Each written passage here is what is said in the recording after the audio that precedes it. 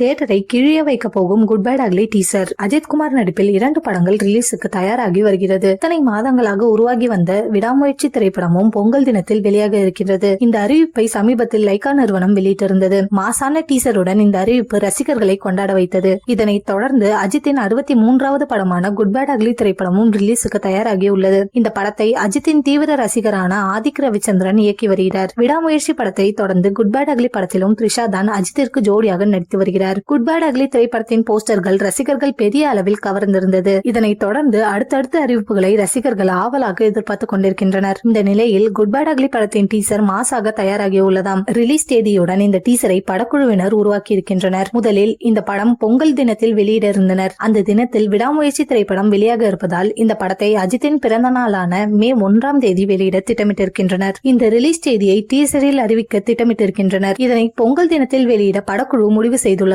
இதனை பார்த்த சில பிரபலங்கள் வியந்து ஆதிக் ரவிச்சந்திரனை பாராட்டி இருப்பதாக சொல்லப்படுகிறது. விடாமுயற்சி படம் வெளியாகும் தியேட்டர்களில் குட் பை அக்லி டீசர் திரையிட திட்டமிட்டு வருகின்றனர். இதனால் ரசிகர்களுக்கு டபுள் கொண்டாட்டம் தான் என கூறப்படுகிறது. மேலும் தியேட்டர்கள் தெரிக்க போகிறது எனவும் சில பிரபலங்கள் பாராட்டி வருகின்றனர்.